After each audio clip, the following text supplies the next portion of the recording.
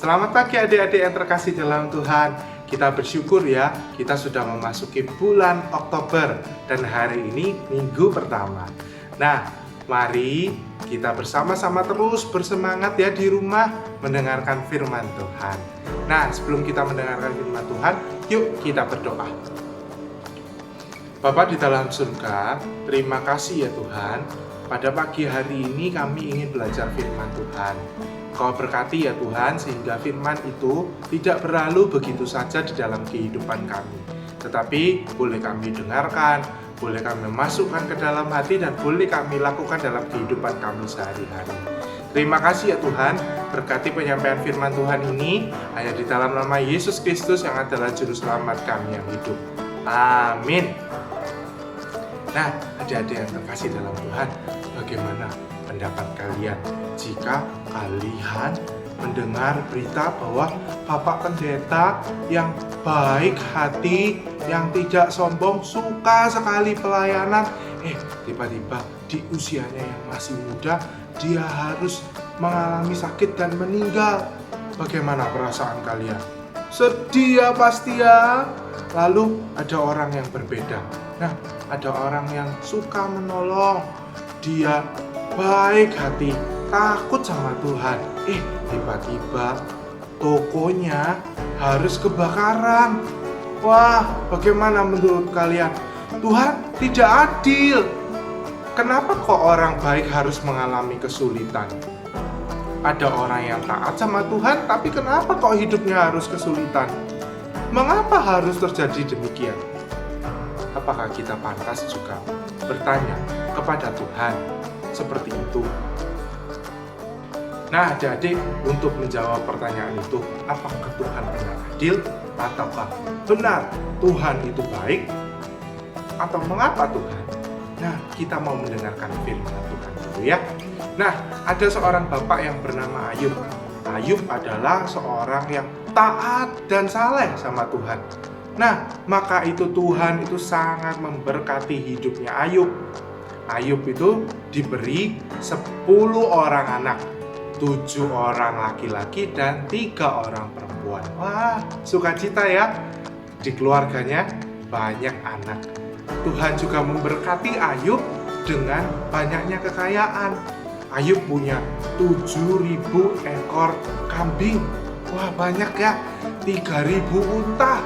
Wah, 500 pasang lembu. Berarti ada 500 yang jantan, ada 500 yang betina. Jadi punya 1.000 tuh, bayangkan ya. Punya 500 keledai dan punya banyak pelayan. Karena ternaknya juga banyak, berarti kan ternaknya juga harus dikembangbiakkan dengan baik dan dipelihara oleh banyak orang. Nah, ternyata Ayub ini bukan hanya banyak punya ya, tetapi dia juga orang yang baik. Dia selalu menolong orang lain di dalam kehidupannya. Bahkan ya, saking taat dan salehnya dia sama Tuhan, ketika anak-anaknya berpesta, mengadakan pesta ya, setiap selesai pesta, Ayub ini selalu datang kepada Tuhan dan memberikan korban bakaran sebagai persembahan kepada Tuhan. Dengan tujuan apa?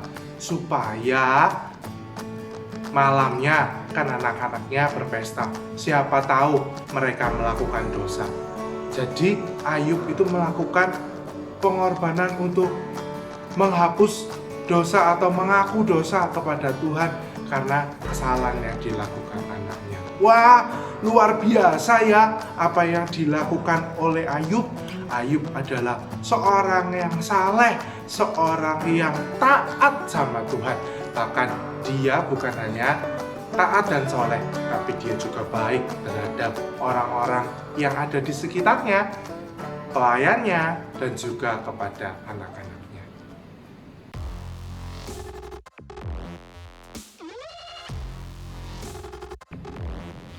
Dari mana saja engkau, iblis? Barusan saja aku menjelajahi bumi. Apakah telah kamu perhatikan hambaku Ayub? Di seluruh bumi tak akan ada orang yang begitu setia, dan begitu baik hati seperti dia. Ia menyembah aku dan sama sekali tidak berbuat kejahatan. Tentu saja aku melihat Ayub takut dan menghormati engkau. Sebab engkau memberkati Ayub dan memberikan keluarga yang sehat dan ternak yang banyak. Engkau pun melindungi mereka. Tetapi seandainya engkau mengambil segala yang dia miliki, maka ia akan mengutuki engkau. Kalau begitu, baiklah. Kamu boleh lakukan apa saja terhadap milik Ayub, tetapi kamu jangan menjamah dia.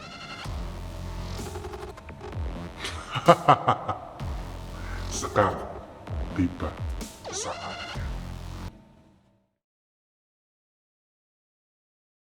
Stuff and he'll curse you to your face. Scene change back to Job. A bunch of bandits come and take all the oxen and donkeys. Then fire comes from the sky and burns up all the sheep. Then more bandits come and take the camels. Then a windstorm knocks down the house where his kids were, and they all die. Oh no! What did he do? Well, he was really sad. He ripped his robes and sat down in the dirt. But then he said, "The Lord gave me all that stuff, and he can take it away. Blessed is the name of the Lord." That's quite an impressive response. Dari mana saja engkau, iblis? Barusan saja aku menjelajahi bumi. Apakah telah kamu perhatikan hambaku Ayub? Di seluruh bumi tak akan ada orang yang begitu setia dan begitu baik hati seperti dia. Dia menyembah aku dan sama sekali tidak berbuat kejahatan. Ia tetap setia, meskipun kamu sudah membujuk dia dan mencelakakan dia tanpa alasan. Hidup dan kesehatannya jauh lebih berharga dari segala yang ia miliki. Orang akan memberikan segala yang dia punyai ganti dengan nyawa. Tetapi jika engkau mengambil kesehatannya, ia tentu akan mengutuki engkau di hadapannya. Baiklah, engkau boleh lakukan apa saja kepadanya, tetapi aku tidak mengizinkanmu mengambil nyawanya.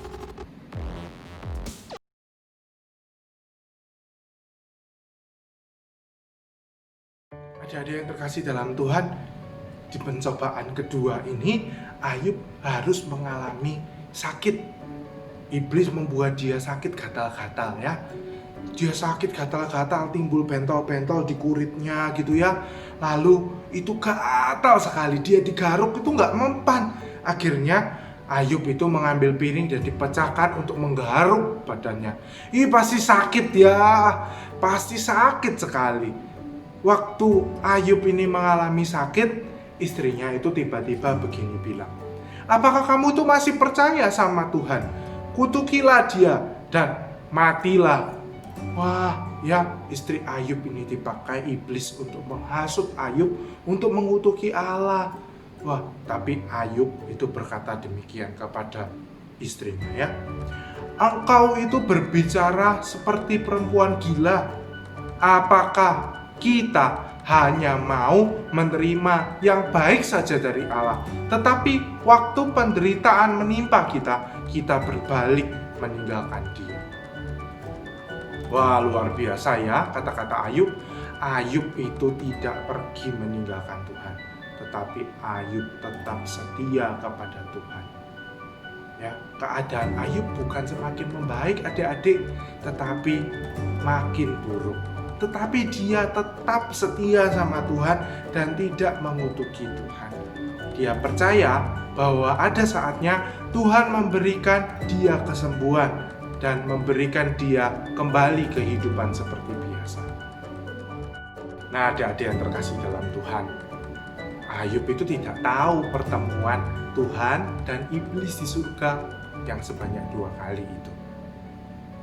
Ayub hanya tahu dia tinggal di dunia, dia dipelihara oleh Tuhan. Nah, kalau dari sini kita lihat, siapa ayo yang mencobai Ayub? Iblis ya. Iblis sangat ingin melihat orang-orang percaya itu seperti Ayub ini untuk mengutuki Tuhan, untuk menghujat Tuhan.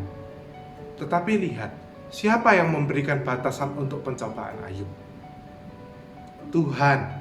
Tuhan memberikan batasan. Ya, karena Tuhan itu sayang kepada umatnya dan dia tidak ingin umatnya itu sebenarnya mengalami penderitaan. Ya. Nah, apa tujuan iblis untuk mencoba Ayub? Tentunya iblis itu cari pengikut ya, supaya ada orang-orang yang mengutuki Tuhan. Berhasilkah rencana iblis? Gatot adik-adik, gagal total. Karena Ayub luar biasa memperlihatkan kepercayaannya kepada Tuhan. Ya, bagaimana kalau itu yang dialami oleh Ayub menimpa kita? Apakah kita bisa bertahan seperti Ayub? Nah, adik-adik yang terkasih dalam Tuhan, kita itu harus tetap berdoa dan tetap setia sama Tuhan. Tuhan itu meskipun mengizinkan pencobaan itu terjadi sama kita, tetapi dia itu tidak tinggal diam seperti Ayub. Tuhan itu masih menentukan batasan. Seperti Ayub juga, Tuhan masih tetap memelihara Ayub. Jadi jangan khawatir ketika mungkin masa-masa buruk terjadi dalam kehidupan kita, ya, seperti mungkin kita susah untuk belajar atau susah untuk menjalani belajar online seperti sekarang, tetapi percayalah Tuhan itu tetap memelihara kita. Tuhan tetap setia ada bersama kita. Tuhan mengizinkan penderitaan itu terjadi bukan untuk supaya kita itu akhirnya mengutuki Tuhan atau Tuhan itu jahat. Enggak, Tuhan itu mengizinkan penderitaan supaya kita ini belajar. Seperti di sekolah ya, kita susah kadang-kadang mengalami pelajaran-pelajaran yang penting. Ya, matematika itu susah biasanya, biologi itu susah, apalagi IPA, IPS itu susah. Tetapi apa? Nanti kan berguna dalam kehidupan kita untuk supaya kita lebih pintar. Begitu juga pula Tuhan. Tuhan itu menginginkan kita sebagai anaknya, kita itu menjadi anak-anak yang pintar. Maka itu Tuhan ingin kita selalu belajar dalam kehidupan kita. Percayalah kepada Tuhan, setialah kepada Tuhan, dan berharap selalu kepada Tuhan. Karena Dia adalah Tuhan yang selalu akan memelihara kehidupan kita ya. Yuk mari kita berdoa. Bapa di dalam surga, terima kasih ya Tuhan. Hari ini kami boleh belajar tentang Ayub. Ayub yang begitu setia sama Engkau, Ayub yang begitu soleh kepada Engkau. Ya Tuhan, ajar kami untuk boleh belajar dari kehidupan Ayub, sehingga kami boleh sama dengan Ayub ya Tuhan. Kami boleh menjadi anak-anak Tuhan yang soleh dan taat kepada Tuhan. Terima kasih ya Tuhan, hanya di dalam nama Yesus Kristus yang adalah Juru Selamat kami yang hidup. Amin. Nah, adik-adik yang terkasih dalam Tuhan, aktivitas hari ini kalian tuliskan ya, apa saja yang menjadi rencana iblis untuk mencobai si Ayub ya. Tadi di 2 video tentang pencobaan ya, tentang Tuhan yang waktu bertemu dengan iblis di surga, apa saja yang direncanakan ya. Nah, terus kalian juga boleh tuliskan apa saja yang menjadi milik Ayub. Ayub punya anak berapa? Ayo tuliskan ya nanti. Lalu berapa jumlah ternak Ayub? Ya, tuliskan itu sebagai aktivitas. Nanti kalian foto dengan aktivitas itu. Nah, nanti kumpulkan ya ke lose-lose yang kelas kalian masing-masing. Dadah.